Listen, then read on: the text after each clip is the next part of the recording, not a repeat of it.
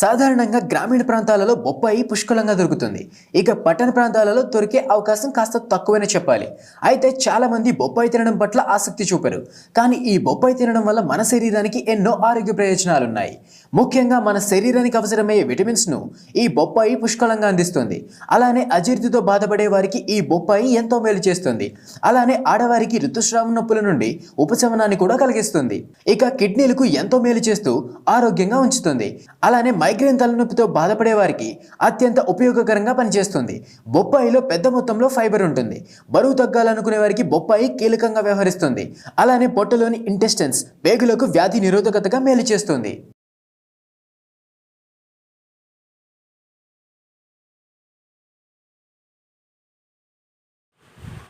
So eat and enjoy, friends. Bye bye.